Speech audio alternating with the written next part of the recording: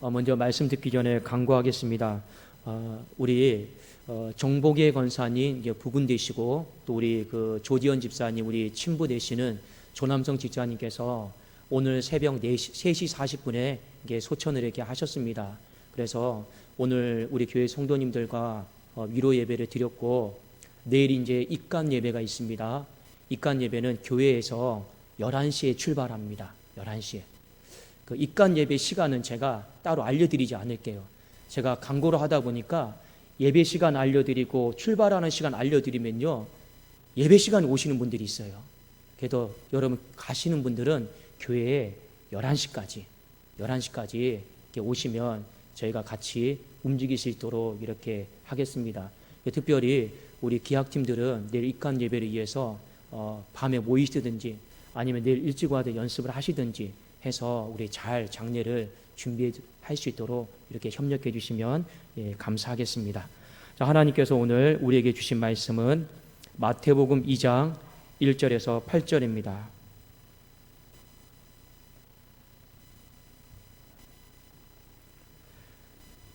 마태복음 2장 1절에서 8절 말씀 우리 한 절씩 교독하시고 마지막 8절은 다 함께 읽도록 하겠습니다. 헤로드 왕 때에 예수께서 유대 베들레헴에서 나심에 동방으로부터 박사들이 예루살렘에 이르러 말하되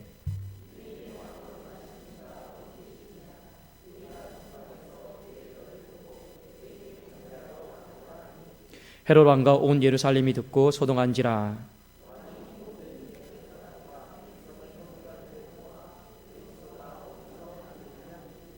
이르되 유대 베들레헴이 오니 이는 선지자로 이렇게 기록된 바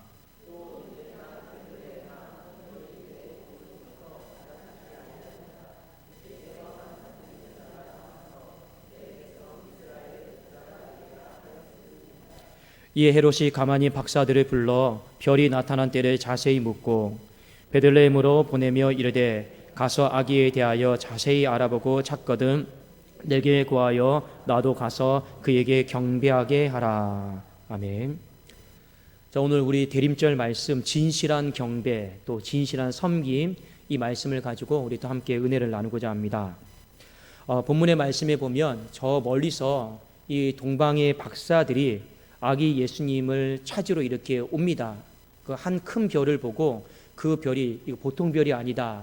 그 별의 인도함을 받고 이 별은 분명히 이 세상을 또 새롭게 만들 정말로 새롭게 통치할 어떤 큰 왕이 나신 별이다 생각해가지고요. 그 별을 따라서 먼 거리를 왔습니다. 그리고 그 별이 예루살렘으로 멈췄죠. 자, 그리고 나서 이 동방의 박사들은 당연히 왕이 나실 거다 생각을 했기 때문에 어디로 갔냐면 궁전으로 이렇게 갔습니다.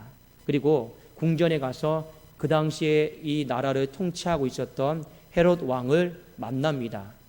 그리고 헤롯 왕과 서로 대화를 나누죠. 어쩐 일로 왔습니까? 우리가 큰 별을 보고 경배하러 왔습니다. 그 별이 여기 이곳에 있지 않습니까? 자, 그 대화를 나누는 장면입니다. 자, 그런데 동방의 박사들은요 순수한 마음이에요. 어떤 순수한 마음이냐면 정말 그 아기 예수께 경배하기를 원하는, 섬기기를 원하는 그 순수한 마음입니다. 그런데 오늘 헤롯 왕은요 어떻게 합니까? 나도 가서 경배하겠다, 나도 가서 섬기겠다 이렇게 이야기를 합니다. 그런데 우리는 잘 알고 있어요. 그의 속은요 순수하지가 않아요. 그의 속은요 시커멓습니다. 이 헤롯 왕의 경배는 입술로는 경배하지만 마음은 무엇입니까? 경배할 마음이 없는 거죠. 이게 거짓 경배고 거짓 섬김인 것입니다. 자, 우리가 오늘 말씀을 통해 한 가지 생각해 볼 필요가 있습니다. 왜 이 헤롯 왕은 진실한 경배와 진실한 섬김이 안 되었을까? 우리가 한번 그것을 좀 살펴보기를 원합니다. 자, 이유는 딱 한 가지예요. 자신의 왕권이 이어받고 있다라고 생각을 했기 때문에 그렇습니다. 자, 먼저 우리 마태복음 2장 2절에 보면 동방의 박사들이 이렇게 질문을 합니다. 한번 우리 같이 한번 읽어보겠습니다. 2절 시작. 유대인의 왕으로 나신 이가 어디 계시냐? 우리가 동방에서 그의 별을 보고 그에게 경배하러 왔노라 하니. 자, 동방의 박사들이 질문 자체를 어떻게 하냐면 유대인의 왕으로 나신 이가 어디 있습니까? 우리가 그에게 지금 경배하러 왔습니다. 이 말을 합니다. 그런데 우리가 이 당시의 시대적인 어떤 상황을 좀 알고 있어야 됩니다. 자, 당시의 이스라엘은요, 어떤 사상이 굉장히 많이 있었냐면 메시아 대망 사상이다라고 하는 것이 그 시대를 굉장히 지배하고 있었다라는 것입니다. 이 메시아 대망 사상은요, 유대인들뿐만 아니라 그 인근 지역에도 어느 정도 전파가 되어서 정말로 메시아가 오셔가지고 이 땅을 다시 회복시키시고 살려주시고 또 이 로마의 모든 압제로부터 건져주실 거다라고 하는 이런 한 가지 간절한 소망 기대, 그것이 당시에 바로 메시아 대망 사상이었습니다. 자, 이 헤롯 왕 때, 이때가 이 메시아 대망 사상으로 아주 충만했을 때예요. 아주 충만했을 때입니다. 자, 그러니까 우리는요, 이 시대적인 배경 속에서 무엇을 생각해야 되냐면, 이 동방의 박사들이 유대인의 왕으로 나신 이가 어디에 있습니까? 물어봤을 때 헤롯 왕도 어느 정도 내가 실제로 왕이지만 메시아 진짜 왕이 오시면 내 왕위와 왕권을 내려놔야 된다라고 하는 어느 정도 이런 생각은 가지고 있었다라고 여러분들이 보시는 것이 맞습니다. 자, 왜냐하면 이 질문 앞에 이 헤롯 왕이 이렇게 반응을 해요. 동방의 박사들, 그게 무슨 소리냐고. 내가 지금 유대인의 왕으로 통치하고 있는데 유대인의 왕으로 나신 이가 어딨냐라고 말하면요, 이렇게 우리가 반문을 할 수 있잖아요. 그런데 오늘 성경 말씀에 보면 헤롯이 그 말을 딱 받고 1절 반문을 하지 않습니다. 그걸 그대로 받아들여요. 그리고 뭐라고 질문하고 대답을 하는지를 여러분 보십시오. 자, 마태복음 2장 4절 5절 6절입니다. 자, 먼저 우리 4절을 한번 같이 한번 읽겠습니다. 시작. 왕이 모든 대제사장과 백성의 서기관들을 모아 그리스도가 어디서 나겠느냐 물으니, 자 보세요. 동방의 박사들이 유대인의 왕으로 나실 리가 어디에 계십니까? 이렇게 물으면 내가 지금 유대인의 왕이란 말이에요. 그럼 어떻게 대답해야 됩니까? 무슨 소리 하냐고. 그런데 그렇게 대답하지를 않고 오히려 사람들을 다 불러서 이렇게 묻잖아요. 그리스도가 어디에서 나겠느냐, 이렇게 여러분 묻습니다. 그러니까 이미 헤롯도 메시아 대망 사상을 가지고 있었던 사람이었어요. 그리고 주님이 오시면, 진짜 왕이 오시면 내가 인간이 갖고 있는 육신의 왕의 껍질도 아무것도 아니다라고 하는 것을요, 어느 정도 알고 있었던 사람이었습니다. 자, 5절 6절 그에 대한 답입니다. 이르되 유대의 베들레헴이 오니 이는 선지자로 이렇게 기록된 바, 또 유대 땅 베들레헴아 너는 유대의 고유 중에서 가장 작지 아니하도다. 내게서 한 다스리는 자, 이 통치하는 자예요, 가 나와서 내 백성 이스라엘의 목자가 되리라 하였습니다. 자, 사람들을 다 불러 모아놓고 그리스도가 어디에서 나느냐? 예, 유대 땅 베들레헴에서 납니다. 다 이 이야기를요 다시 한번 확인을 합니다. 근데 여러분, 자, 여기서부터 잘 들으셔야 됩니다. 헤롯 왕을 비롯해서 지금 이 질문에 대답을 했던 대제사장, 서기관들, 여러분 이 사람들이요, 예수님이 십자가에 못 박혀 죽을 때까지요 예수님을 반대하고 예수님을 경배하지 않고 예수님을 섬기지 않습니다. 왜 그럴까요? 이들이요, 아기 예수로 오신 그분이 메시아라고 하는 걸 모르는 게 아니에요. 알고 있음에도 불구하고 경배하거나 섬기려고 하지를 않습니다. 이미 예수님의 말씀을 듣고 대화를 나누다 보면요, 이건 사람으로부터 난 건의가 아니에요. 하늘로부터 주신 건의다라고 하는 걸요 누구든지 인정을 안 할 수가 없어요. 다 알고 있습니다. 그런데 그들은요 예수님을 십자가에 죽임까지 경배할 마음은 없고 섬길 마음이 전혀 없습니다. 여러분, 그게 왜 그럴까? 자, 한 가지 이유가 있습니다. 자, 마태복음 27장 여러분 17절 18절 한번 펴보십시오. 자, 지금 질문에 대답을 했던 대제사장들, 서기관들이 마지막에 성경에 어떻게, 왜 이 사람들이 경배하지 않았고 섬기지 않았는가, 거기에 대한 답을 마태는 주고 있습니다. 마태복음 27장 17절 18절입니다.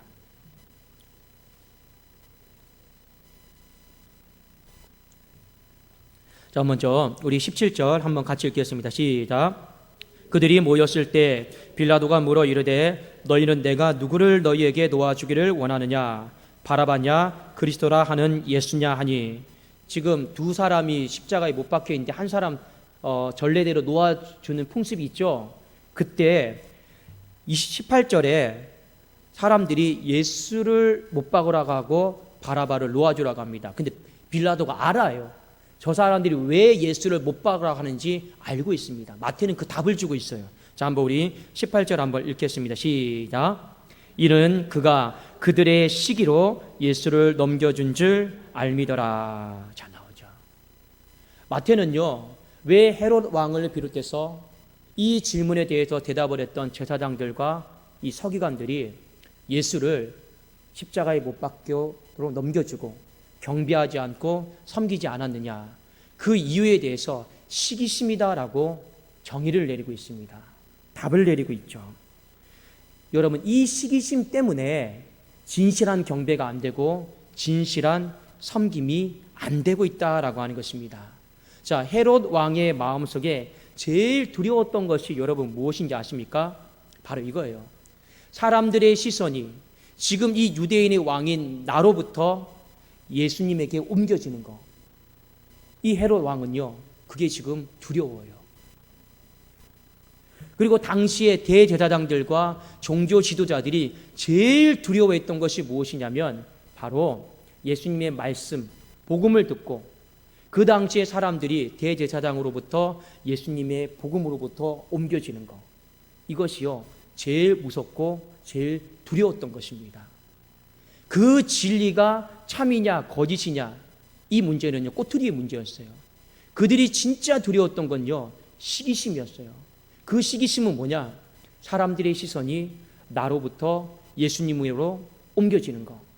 이것을요, 그 당시의 사람들이 견딜 수가 없었어요.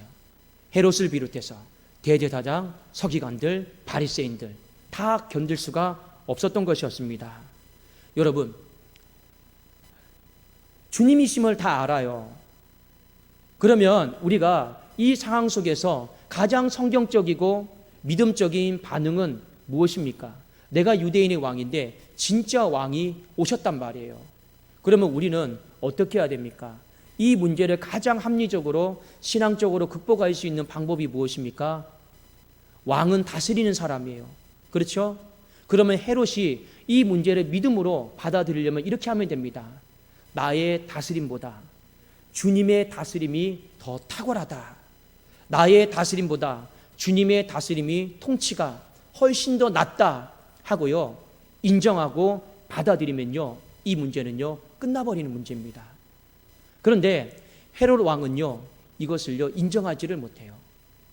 그것을 인정하는 순간에 사람들의 시선이 나로부터 예수님에게로 옮겨지니까요. 그것이 너무 두렵고 무서운 겁니다. 여러분, 성경에 보면 빌립보서 3장에 보면 겸손이다라고 하는 것에 대해서 이렇게 나와 있죠. 아무 일에든지 다툼이나 허영으로 하지 말고 오직 겸손한 마음으로 각각 자기보다 남을 낮게 여기고. 여러분, 시기심을 극복할 수 있는 방법은 무엇이냐면 나보다 저 사람을요 낮게 여기는 거예요. 낮게. 저 사람이 내가 말하는 것보다 훨씬 더 낫다. 저 사람이 내가 문제를 해결하는 것보다 훨씬 더 낫다. 저 사람이 나보다 훨씬 더 기도 잘한다. 저 사람이 나보다 훨씬 더 전도 잘한다. 저 사람이 나보다 훨씬 더 교회를 더 잘 섬긴다. 그냥 여러분 이렇게 해버리면요, 더 이상 시기심이 생기지가 않아요. 그런데 이 헤롯의 마음에는요, 그게 안 돼요. 그게 안 되고 어떻게 됩니까? 내가 더 낫다라는 거죠. 내가 더 다스려야 된다라는 거죠. 그런 마음을 여러분 가지니까 아기 예수님의 이 통치권에 대해서 인정을 할 수가 없는 것입니다. 사랑하는 여러분, 목회자가 있잖아요. 목회자도 이 시기심의 문제 때문에 힘든 경우들이 많이 있어요. 자, 예를 들어서 봅시다. 자, 담임 목사가 이렇게 설교를 하는데 예를 들면 오늘 저 어디에 유재한 전사님 있어요. 머리를 왜 저렇게 하셨나 잘 모르겠네. 예. 자, 그런데 담임 목사가 설교를 하는데 성도들이요, 아멘을 잘 안 해요. 근데 앞에도 전도사가 설교를 하는데요, 아멘 해요. 그러면요, 자, 목사는 여러분 이 문제를 극복하려면 어떻게 해야 되는지 아십니까? 그래, 나보다 낫구나. 나보다 나으니까 성도님들이 아멘을 많이 하는구나. 여러분 이렇게 받아들이면요, 이 문제는 금방 넘어가고 끝나요. 그런데요, 이 담을 넘기가 어려워요. 내가 목사인데 왜 나한테는 아멘을 안 해주고, 왜 저 사람의 설교를 더 좋아해주고.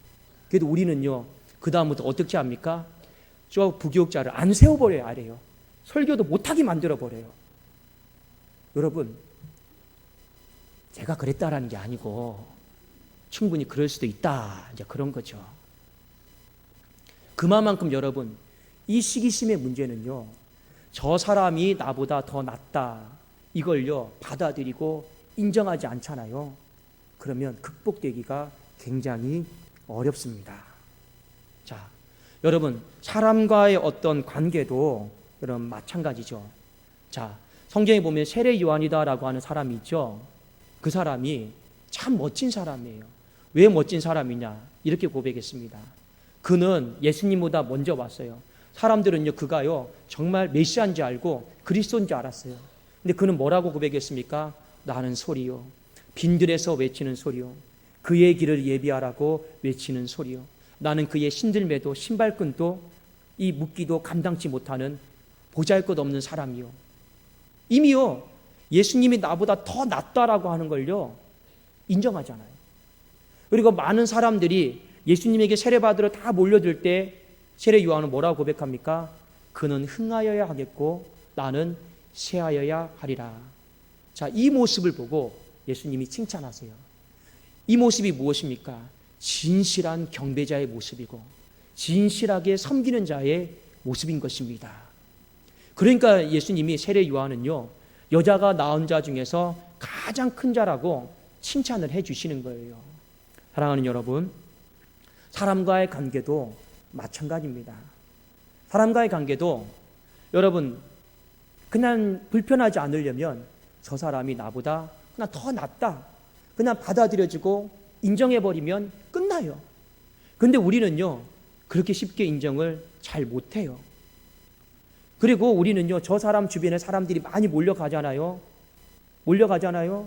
그러면 내 주변에 사람들이 없잖아요. 그 허탈감과 그 공허감을요 견디지를 못해요. 실제로 현실이 그렇습니다. 사람은 욕심이 많아요. 모든 일들이 내 중심적으로 이루어지기를 원하고 내 주변에서 의견이 공유되기를 원하고, 그게 사람이에요. 그런데 이것이요 어느 순간에요 붕 떠버리고 없어져 버리잖아요. 그걸 견디지 못하는 사람들이요 의외로 많이 있더라라는 것입니다. 그런데 언젠가는요 한 번쯤은 우리는 이 문제를 경험하게 되어 있습니다. 그리고 이 문제를 우리는 뛰어넘어야 돼요. 뛰어넘을 수 있는 방법이 무엇입니까? 헤롯도 하나님은 이 문제를 뛰어넘기를 원했습니다. 뛰어넘는 방법이 무엇입니까? 딱 하나예요. 주님이 나보다 더 낫습니다. 이러면 여러분 이 문제는요 끝나버려요. 그렇지 않습니까? 왜 여러분 우리 안에 거짓 경배, 거짓 섬김만 가득합니까?